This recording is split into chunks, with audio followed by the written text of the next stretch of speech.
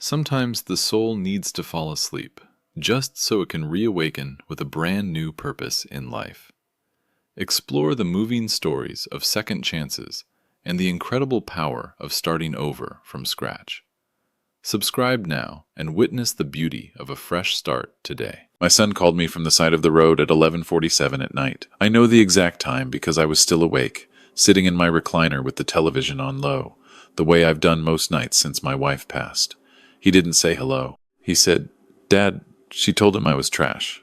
I was already reaching for my keys before he finished the sentence. His name is Daniel. He's 34 years old, broad-shouldered, soft-spoken, the kind of man who holds doors open for strangers and tips 20% even when the service is slow. He married a woman named Claire 3 years ago. I walked him down the aisle myself, stood beside him, shook her father's hand. Her father, Gerald Harmon, looked at my son that day the way a man looks at something he's trying to price. I noticed it. I told myself I was being too sensitive. I was not being too sensitive. When I pulled up to the shoulder of Route 9, I found my son sitting on the guardrail with his jacket torn at the shoulder and a cut above his left eyebrow that had dried into a dark rust line. His truck was parked crookedly in the gravel. He'd called me instead of the police. He'd called me instead of an ambulance. That told me everything about how badly he'd been broken down inside, that his first instinct wasn't to report what happened, it was to find his father. I got out of the car without turning off the engine. I put both hands on his face the way I used to when he was small, when he'd come home from school with a bloody nose or a bruised knee, and I looked him over. He wouldn't meet my eyes. "Tell me," I said. He told me. It started 8 months into the marriage. Not all at once, that's how these things work. It started with small comments from his father-in-law, Gerald, a remark at Thanksgiving about Daniel's job. Gerald was a man who'd inherited a lumber supply business from his own father and had spent 40 years believing that made him self-made. Daniel worked in HVAC, ran his own small company, 3 employees.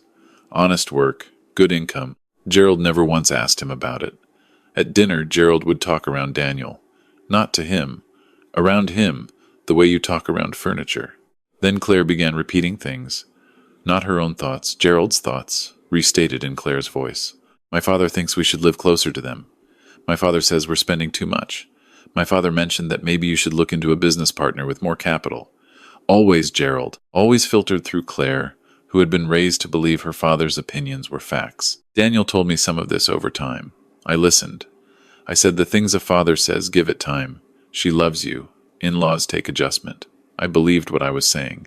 I wanted to believe it. What Daniel didn't tell me, what he was too ashamed to say until that night on the guardrail, was that 8 months ago Gerald had sat him down in the study of that large house on Weathersfield Road and told him plainly that Claire was going to leave him, that it had already been decided, that the Harmon family did not intend to have a man like Daniel attached to their name long term.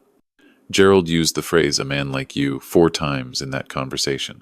Daniel counted. He sat in that leather chair and counted, because counting gave him something to do with the rage building in his chest. Gerald said Claire had agreed. Gerald said the only question was how cleanly it would be done.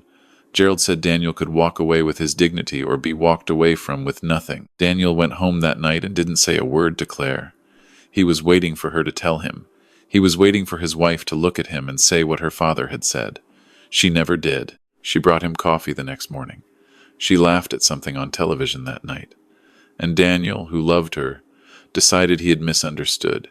He decided Gerald was testing him. He decided the best thing was silent. For 8 months, he lived inside that silence. Then 3 weeks ago, a joint account he and Claire shared for household expenses was emptied. $11,000. Gone in a single transfer to an account he didn't recognize. He asked Claire about it. She told him her father had needed a short-term loan. She said it as though she were telling him about the weather. He asked when they'd decided this. She said her father had called while Daniel was at work. He asked why she hadn't told him. She looked at him with an expression he described to me as patient, the way you're patient with someone who doesn't quite understand how things work. He called Gerald. Gerald didn't answer, didn't call back, didn't answer the next day either. Daniel went to Gerald's house on a Thursday evening. He rang the bell. Gerald's son from his first marriage, a man named Todd, mid-30s, heavy through the shoulders, answered the door instead. Todd told Daniel that Gerald wasn't available. Daniel asked when he would be available. Todd told Daniel he should talk to Claire. Daniel said he was talking to Todd. Todd put his hand on the doorframe and said, "You don't actually belong here. You know that, right? You've never belonged here." Daniel pushed past him. He shouldn't have. I understand why he did. Gerald was in the kitchen. Gerald saw Daniel and immediately picked up his phone, which told Daniel the whole visit had been anticipated, maybe even arranged. There were words. Then Todd came in from behind and put his hands on Daniel, and my son, who is broad-shouldered and has his grandfather's temper buried deep and rarely accessed, put Todd on the kitchen floor. He shouldn't have done that either. I understand why he did that too. He left before the police were called. He drove. He ended up on the shoulder of Route 9 because he didn't know where else to go. Because going home meant Claire, and he no longer knew who Claire was. I drove my son home to my house that night. I cleaned the cut above his eye. I made coffee because it was the only thing I knew how to do with my hands. We sat at my kitchen table until 2 in the morning, and I let him talk until there was nothing left to say. Then I told him to go to sleep in his old room, and I sat alone in the kitchen, and I thought about what came next. I want to be clear about something. I am 63 years old. I spent 22 years as a claims investigator for an insurance company. I know how paperwork works. I know how money moves. I know how people hide things and how those hidden things leave traces, because everything leaves traces. That's the first thing you learn in this work, and it's the last thing people who do wrong things understand. The next morning, while Daniel was still sleeping, I called my brother Ray. Ray is 59. He spent 18 years as a county sheriff's deputy before his knee gave out. He has a particular gift for listening without expression, which unsettles people who are used to getting reactions. I told Ray everything. Ray was quiet for a long moment and then said, "What do you need?" I said, "I need to know what I'm dealing with before I do anything." Ray said, "Give me 2 days." While Ray worked his contacts, I had a conversation with Daniel about the joint account. I asked him if he had any documentation statements, transfer records, anything. He pulled out his phone and showed me screenshots he'd taken the morning he noticed the money was gone. The transfer had gone to an LLC. The LLC was called Harmon Property Solutions. I asked Daniel if Gerald had other LLCs. Daniel didn't know. I wrote down the name. I spent that afternoon on the county clerk's website and a business registry database I still have a subscription to from my working years. Harmon Property Solutions had been registered 14 months ago. Before Daniel and Claire's joint account existed, Gerald had incorporated it before the account was even opened. That told me the account had been opened for this purpose, not for household expenses, but as a vessel. Claire had suggested the joint account. Claire had said it would simplify their finances. I sat with that information for a long time. There were 3 other LLCs under Gerald's name and Todd's name, 2 of which had addresses that matched properties I could find no evidence of Gerald ever actually owning or developing. Shell companies. Not unusual for a man in the lumber business. Not unusual for a man with other business, either. Ray called back on the 2nd day. He told me that Gerald Harmon had 2 civil judgments against him from the mid-2000s creditors, a former business partner who'd sued for breach of contract. The business partner had won. Gerald had paid eventually, but not before significant legal maneuvering. Ray also told me that Todd Harmon had a charge from 11 years ago that had been pleaded down, something involving a dispute over a real estate transaction that had gotten physical. Not convicted, but documented. More importantly, Ray told me he'd spoken with a contact at the county assessor's office who knew the Harmon family. This contact mentioned, without Ray asking directly, that there had been talk about the lumber business having cash flow problems, that Gerald had been leveraging properties, that the business was not in the shape its exterior suggested. $11,000 from a joint account made more sense now. I went to see a family attorney that my neighbor had used 2 years before in a difficult situation. I explained what had happened, not my son, but the financial side, the transfer, the LLC, the timing of the account's opening. The attorney listened carefully. She told me that what I was describing, if the facts held, could constitute fraudulent transfer. She said that my son's name on that joint account gave him standing. She said we would need documentation. I already had documentation. I had Daniel's screenshots. I had my notes from the clerk's database. I had the registration date of the LLC. I had a timeline. That weekend, Claire called Daniel. I was sitting beside him when she called. I didn't tell him what to say. I asked him to put it on speaker. Claire told Daniel she thought they needed some time apart. She said she'd been doing a lot of thinking. She said her family had concerns. She used the word concerns 4 times. She did not mention the $11,000. She did not mention the LLC. Daniel didn't respond with anger. I was proud of him for that. He said, "Claire, who told you to make this call?" She was quiet for a moment. Then she said her father thought it would be good for both of them. Daniel said, "Does your father know I've spoken to an attorney?" She was quiet for longer this time. She called back 40 minutes later. This time the cadence was different. This time she was asking questions. I let Daniel handle that conversation privately. He came downstairs afterward and told me that Claire had not known the full terms of what her father had arranged. She had not known about the LLC. She had not known the joint account had been specifically designed for this purpose. I looked at my son and I said, "What do you believe?" He was quiet for a while. Then he said, "I don't know yet." That was an honest answer. I respected it. 2 weeks later, Daniel's attorney, we'd moved from the family attorney to a litigation attorney who handled financial disputes, sent a formal letter to Gerald Harmon regarding the transfer from the joint account, the nature of Harmon Property Solutions, and Daniel's intent to pursue recovery of the funds through civil action. The letter also noted, carefully, that patterns of financial behavior used to coerce or destabilize a marriage could be relevant in related proceedings.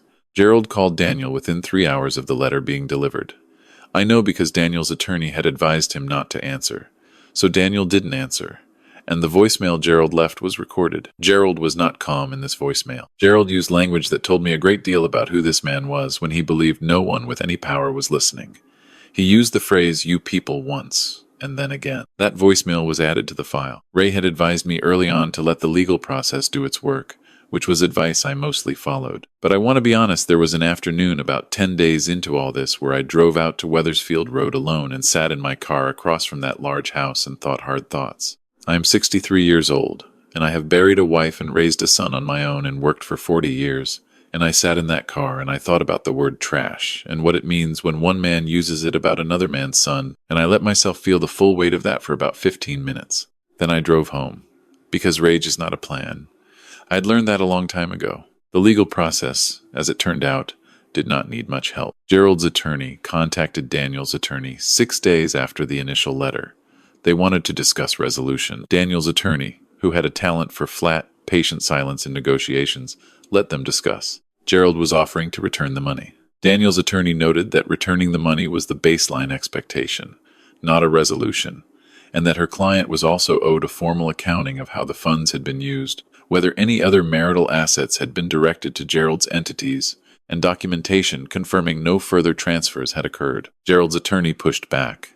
Daniel's attorney waited. During this same period, Claire had moved out of the house she and Daniel shared and was staying with a friend, not with her family, which I took as meaningful. She and Daniel were not speaking frequently, but when they did speak, the conversations were longer than they had been when the marriage was intact.